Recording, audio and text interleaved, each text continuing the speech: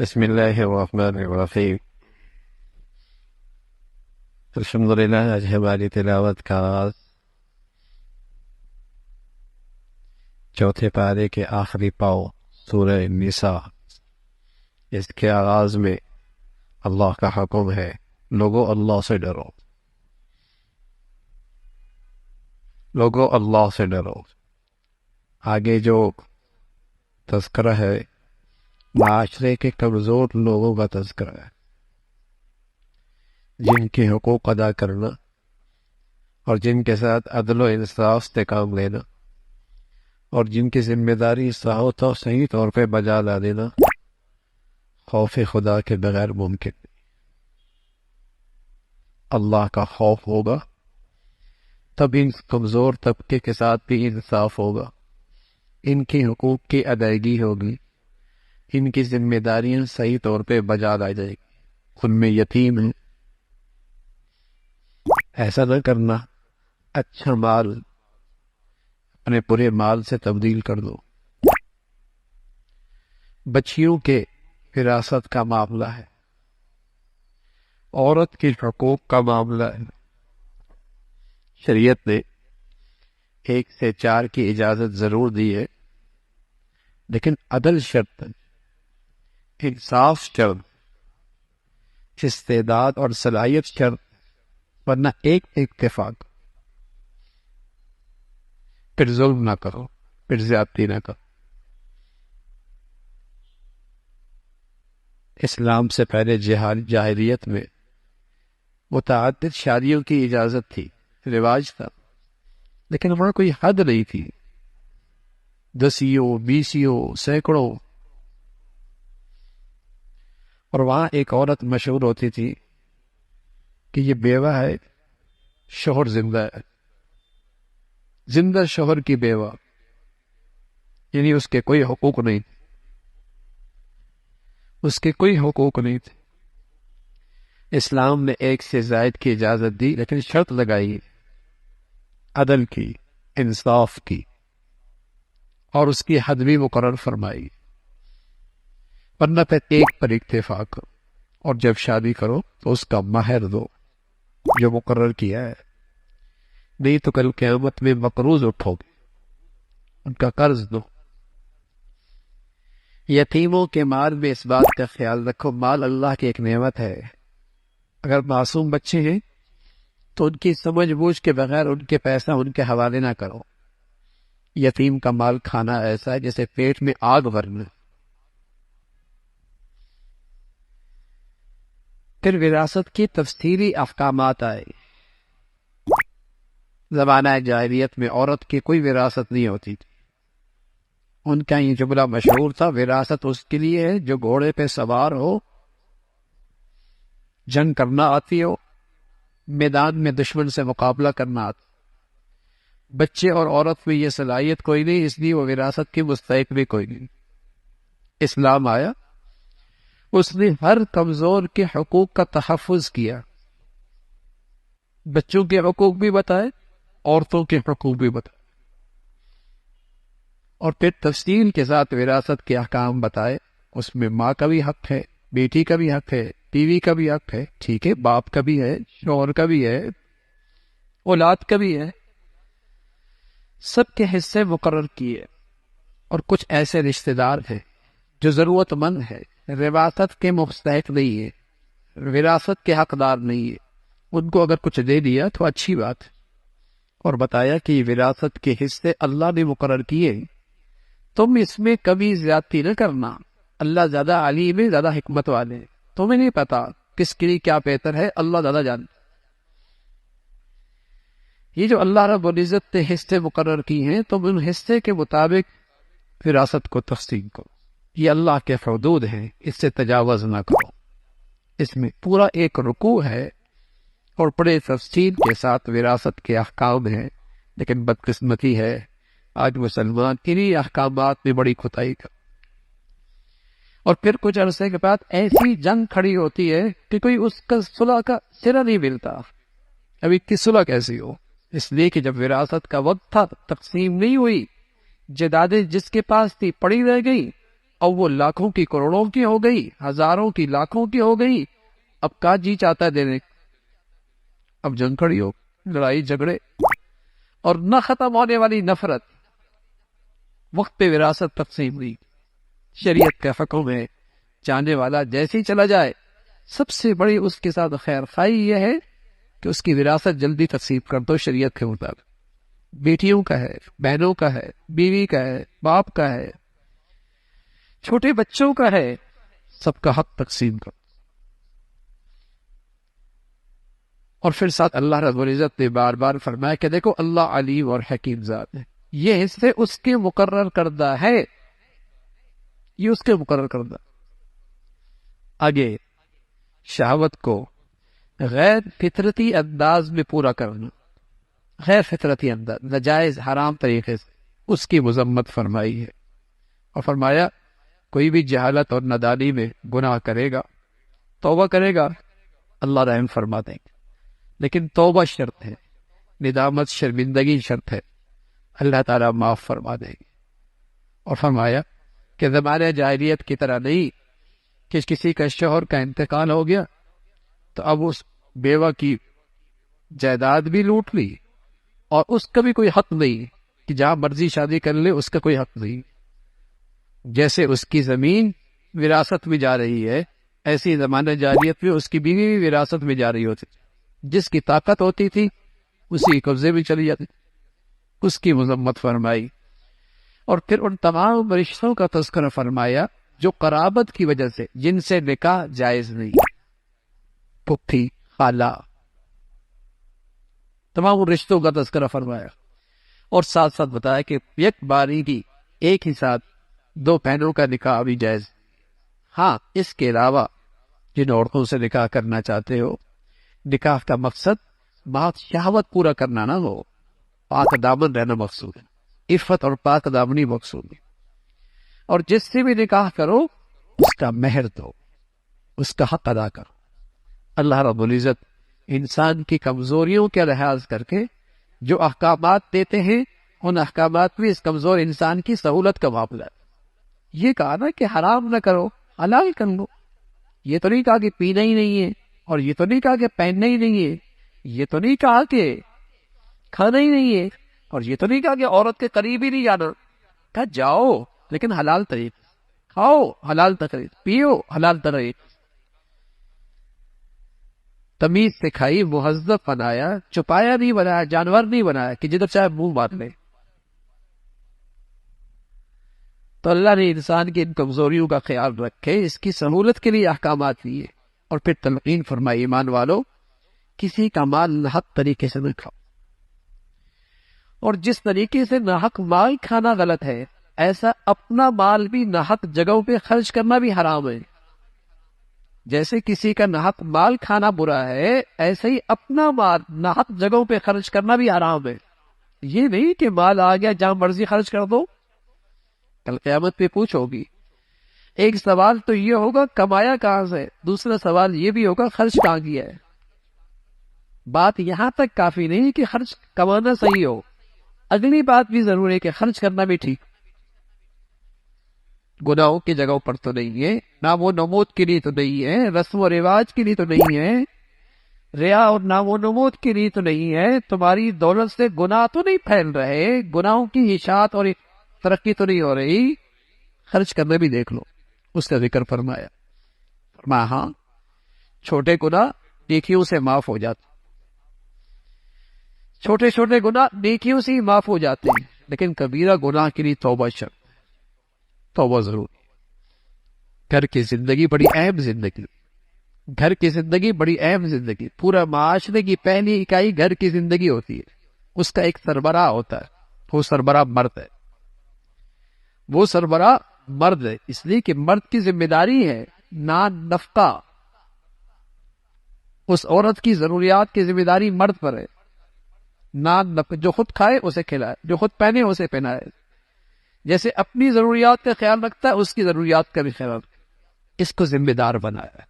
ذمہ دار کا مطلب یہ نہیں کہ حکمران ہو گیا وہ رعایا ہو گئی، نہ مطلب یہ ہے کہ زندگی تو محبت کے ساتھ رہے، باہمی اعتماد کے ساتھ ہو، لیکن ظاہر ہے کسی بھی جگہ کا کوئی ذمہ دار نہیں ہوگا تو وہاں معاملے چوپٹ ہو جائے گا، نظام خراب ہو جائے گا۔ ذمہ داری اس کی سپرد ہے، نان نفقہ اس کے ذمہ ہے، گھر کا ذمہ دار بھی یہی ہے۔ پھر تلقین فرمائی کہ اگر آپس میں انبن ہو جائے تو اس کی تربیت کے طریقے ہیں، بستر الگ کر دو، اسے سمجھا دو، تنبیہ کر دو، اور گھر کا معاملہ گھر تک رہنے دو، عدالتیں میں نہ جاؤ، دونوں خاندانوں کے بڑے مل کر بیٹھ کر بات کریں، بات سڑکوں پہ نہ جائے، بازاروں میں نہ جائے۔ اور اگر دونوں خاندانوں کے بڑے گھر جوڑنا چاہیں گے تو اللہ رب العزت فضل فرمائیں گے، گھر جڑ جائے گا۔ پھر تلقین فرمائی، حقوق کا تذکرہ فرمایا سب سے پہلا حق اللہ کا ہے، اللہ کی وحدانیت، اللہ کی عظمت، پہلا حق اللہ کا، پھر والدین کا حقوق، اسی طرح پھر پڑوسی کا حقوق ہے، قریب والا پڑوسی، دور کا پڑوسی، مسکین، محتاج، سب کی مدد کرو، اس کا تذکرہ فرمایا۔ اس لیے کہ جب معاشرے میں خیر خواہی ہوگی نا تب معاشرہ محبت سے جڑے گا نا، اور جہاں مزاج معاشرے کا یہ بن جائے کہ میاں نفع اٹھاؤ، فائدہ اٹھاؤ، بس پھر معاشرہ کیسے محبت سے جڑے گا؟ اگر معاشرے کی ذہنیت یہ ہو گئی کہ بس میاں میرا نفع کس میں، میرا فائدہ کس میں،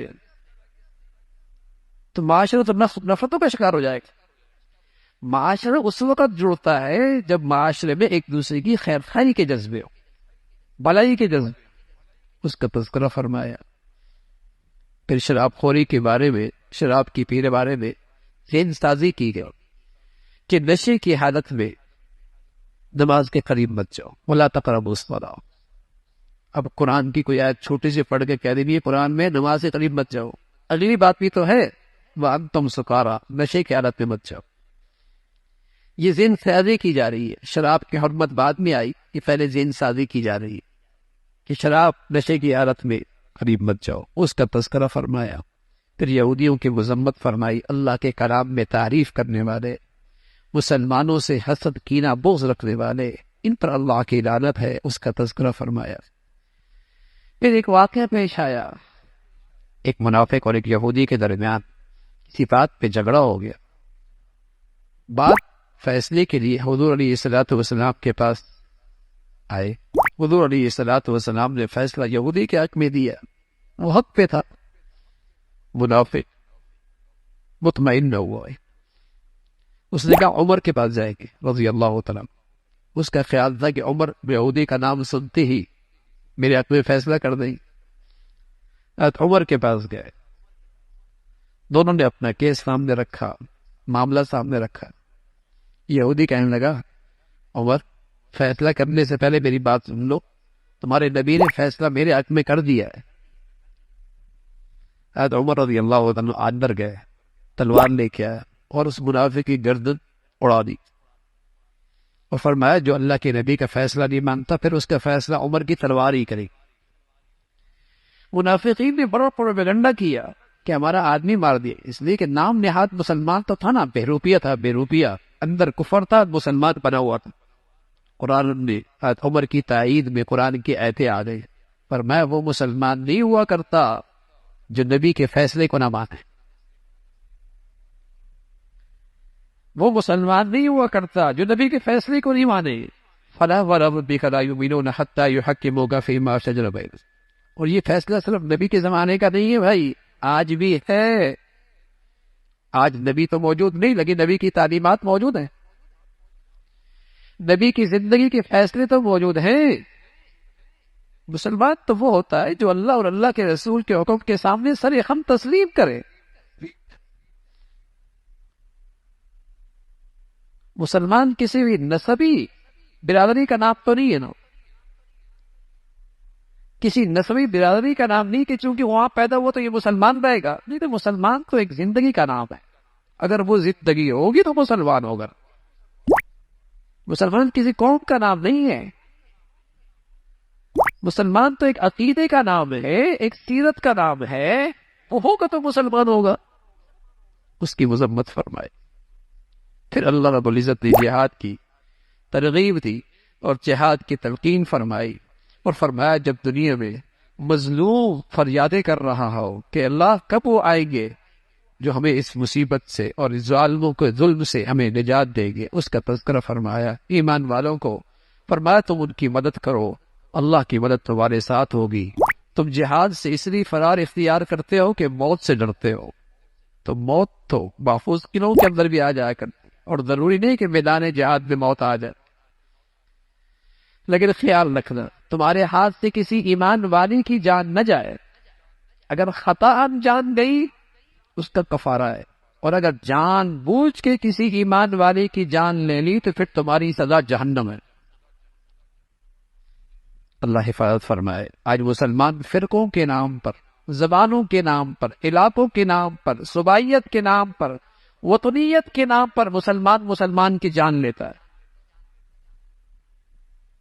اور اگر یہ جان لینا حلال سمجھتا ہے کافر ہو جائے گا۔ اگر کسی مسلمان کی، ایمان والے کی جان لینا حلال سمجھتا ہے تو کافر ہو جائے گا۔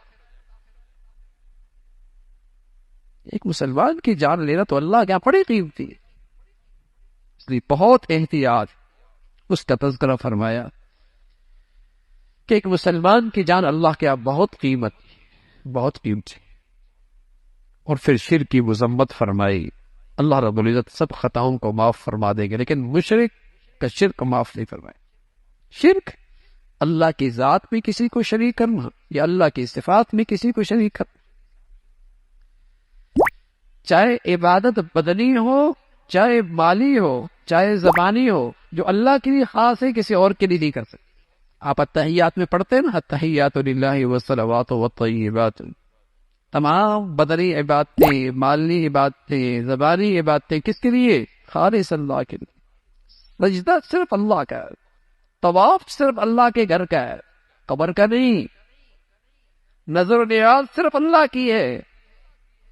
سجدہ تعظیمی کسی غیر کے لیے ناجائز، سجدہ تعظیمی ہو یا سجدہ عبادت کا، کسی غیر اللہ کے لیے حرام۔ سجدہ اللہ کا حق، شرک اللہ معاف نہیں کرتے، اور ان کی مذمت فرمائی اللہ رب العزت۔ جو بھی ایمان اور ایمان کی زندگی لے کے آئے گا، اللہ رب العزت اس کی نیکی ضائع نہیں کرے گی۔ پھر زمانہ جاہلیت میں جو عورتوں پہ مظالم ڈھائے جاتے تھے اور ناانصافیاں اور زیادتی کی جاتی تھی، اس کی مذمت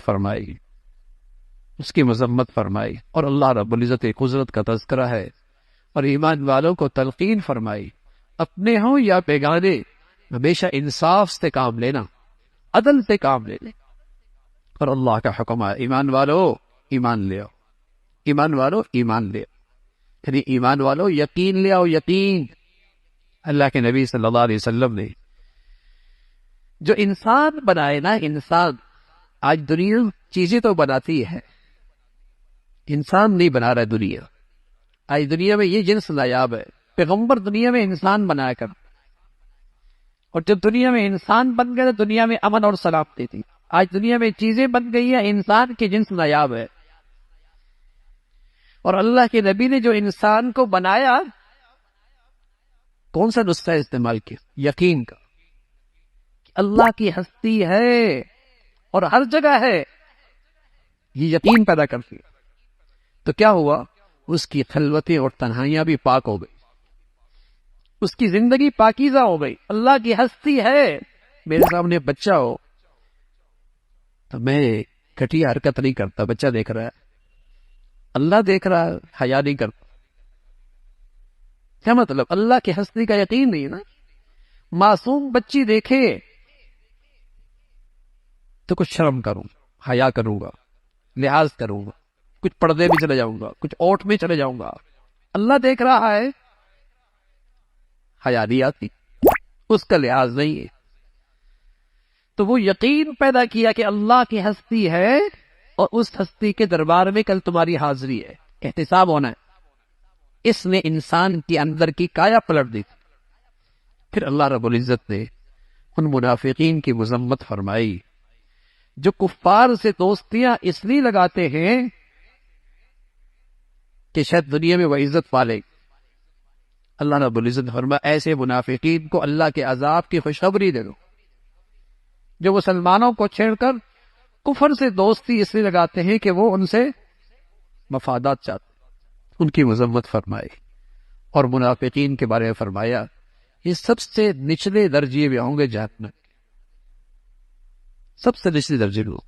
ہاں جو توبہ کر لے، اپنی زندگی بدل دے، اللہ رب العزت معاف فرما دے۔ پھر اللہ رب العزت نے ایک عبادت بتائی، اور یہ ایسی عبادت ہے کہ بتایا کہ اگر کوئی یہ عبادت کرے گا تو وہ اللہ کے عذاب سے بچ جائے گا، دنیا میں بھی آخرت میں۔ ایک عبادت بتائی، اور سب سے آسان عبادت، اس کے لیے کوئی مقام طے نہیں، کوئی وقت بھی طے نہیں ہے، پاک ہونا بھی شرط نہیں ہے۔ وہ عبادت گھر میں بھی ہو سکتی ہے، بستر بھی ہو سکتی ہے، ہر جگہ ہو سکتی ہے، ہر وقت ہو سکتی ہے۔ وہ عبادت کیا ہے؟ فرمایا جو ایمان والا شکر کی زندگی اختیار کرے گا وہ میرے عذاب سے محفوظ ہے۔ اس سے آسان عبادت نہیں ہو سکتی۔ ما یفعل اللہ بعذابکم ان شکرتم وآمنتم، فرمایا مجھے کیا پڑی ایمان والے کو عذاب دوں اگر وہ شکر گزار ہو۔ شکر ایک ایسی عبادت ہے، اور شیطان کہتا ہے میں انسان پر حملہ آور ہوں گا اور میرا اس پر اثر ہو جائے گا، اور اس اثر کا نتیجہ کیا ہوگا؟ یہ ناشکر ہو۔ کسی آدمی پر شیطان کا اثر ہے، اس کی علامت کیا ہے؟ اس کی زندگی میں شکر نہیں، اس کی زندگی میں شکر نہیں، اولاد کے دل میں آج باپ کا شکر نہیں، بیوی کے دل میں شوہر کا شکر نہیں، شوہر کے دل میں بیوی کی قدر نہیں ہے، اور اس بندے کے دل میں اللہ کا شکر نہیں۔ ہر طرف ناشکری ہے۔ ایک ہی سوال ہے، ایک ہی شکوہ ہے، آپ نے کیا کیا ہے میرے لیے؟ آپ نے کیا کیا ہے میرے لیے؟